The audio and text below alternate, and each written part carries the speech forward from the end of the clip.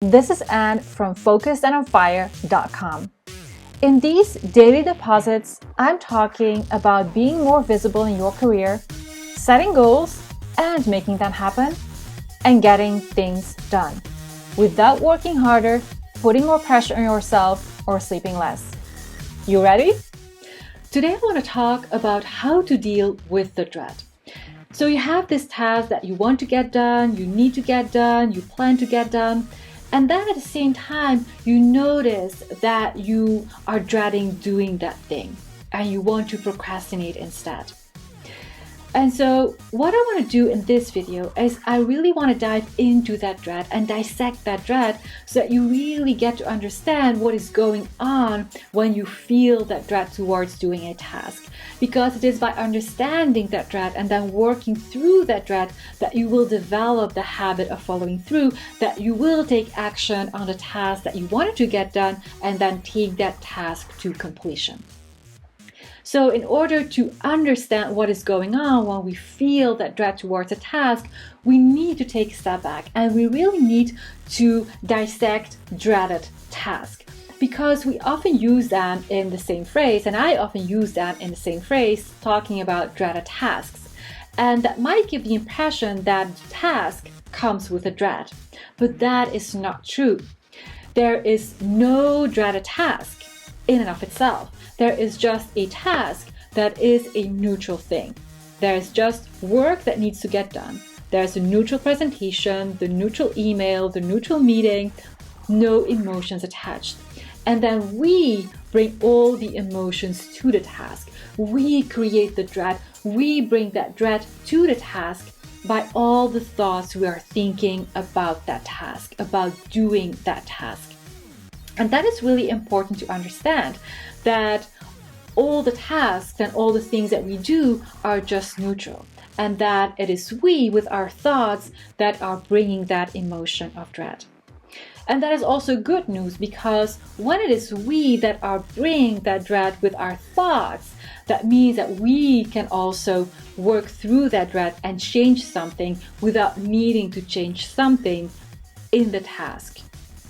So, what is going on when we feel that dread? Well, from working with lots of people and also from my own experience, I've identified two big chunks of thoughts that we tend to be thinking and that are generating that dread that has us want to go into procrastination when the dread goes unmanaged. So a first category of things that is creating that dread towards a task is this kind of things that we tell ourselves. We tell ourselves this task needs to be perfect. Let's use the example of a presentation. I'm working on a presentation and then I'm telling myself, oh, this needs to be perfect. Like, I really need to make a good impression in that meeting. It needs to be the best presentation they've ever heard. I need to anticipate every question that they have. They really need to like me. They need to like my ideas. They need to say yes to my ideas. It has to be this wow experience. And when I get a question, I need to be able to answer right away. I cannot stumble over my words. I need to be very natural in the way I act. I cannot be nervous. I cannot show any nervousness. It has to be the most amazing experience ever.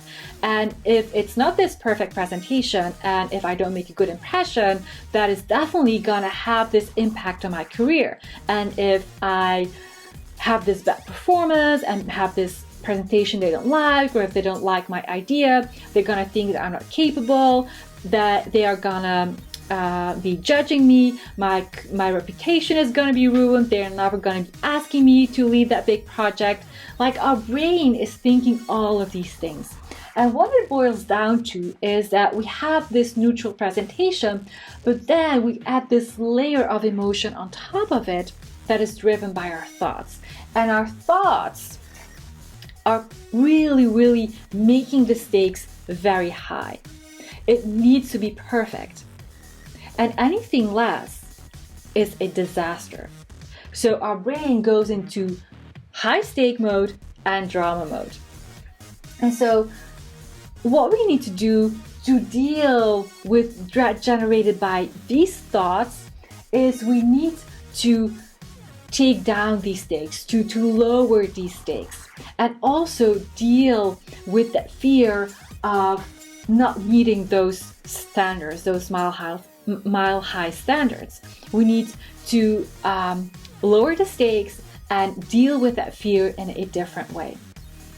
And so what's really important to know is that presentation is neutral. We adding all that emotion on top by thinking these thoughts that are, as I said, making this a very high stakes event that must not go wrong. And so no wonder when we are telling ourselves all these things, that it has to be perfect and that anything less will be a disaster, and that we are afraid that we might not be able to meet those standards. So with all of that in the mix, it's no wonder that we dread starting to work on that presentation. And so the solution is to lower the stakes and to deal with the fears of not meeting those standards in a different way, so that we can think and tell ourselves something different that is more helpful to lower the dread, and then work through the task and the presentation, or work on the task and the presentation. So this is one category where you put the stakes really high. Then there's another category of things that we tell ourselves, and that is what I call the fighting with the task category.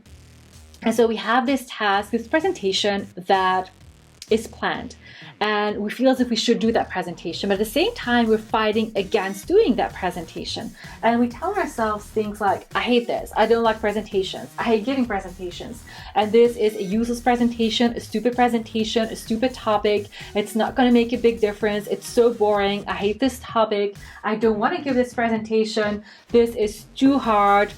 And why should I always be the one who needs to give this kind of presentations to that kind of audience that is not even interested in the things I've got to say? I can use my time in a better way. This is horrible. This is not what I want to do.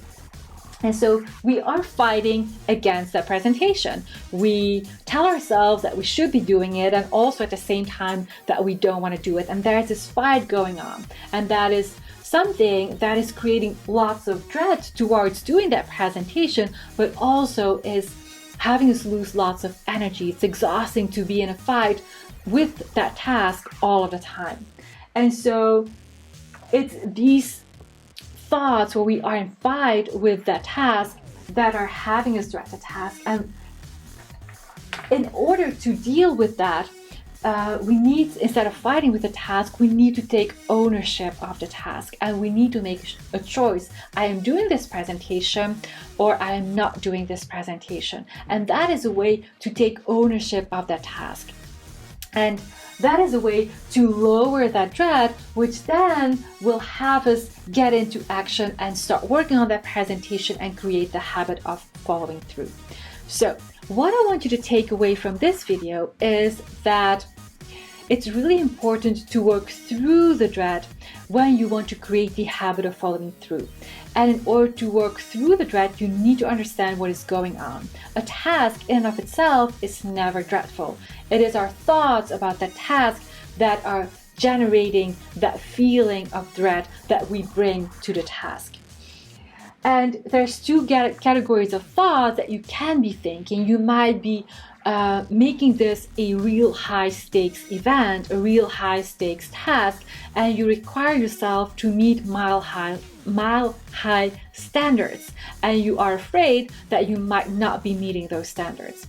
And in order to bring down that dread, you need to work on these thoughts and lower the stakes and deal with that fear in a different way. Another category of thoughts that you might be thinking are the fighting thoughts, where you are fighting with a task and not really wanting to do the task, but shooting yourself into doing the task. And the solution that is creating a lot of dread, and so the solution out of that dread is to stop fighting the task and take ownership of the task and make a choice. Now, in the next videos, I'll be talking lots more about how to take ownership and how to make a choice. And I'll also be talking lots more about how to deal with the fear of not meeting the mile high standards and how to lower the stakes so that the dread towards doing the task at hand is also being lowered. All right, I hope you found this useful. Let's talk in the next video. This was today's daily deposit. And now it's your turn. Imagine jumping out of bed in the morning, excited to get to work. Instead of feeling unfulfilled, trapped, and snowed under by endless to-dos, hard work, and other people's expectations. You want to lead and make a difference. It's time for you to let all that potential out, one tiny daily deposit at a time. Are you ready? Well, I got something for you. Are you finding yourself procrastinating despite your drive and commitment to do great work?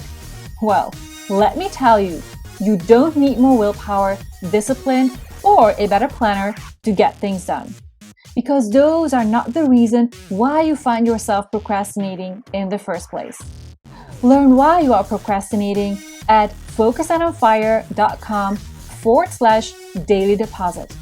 And learn how to stop procrastinating and get really great at doing exactly what you said you were gonna do. And that's how you become unstoppable.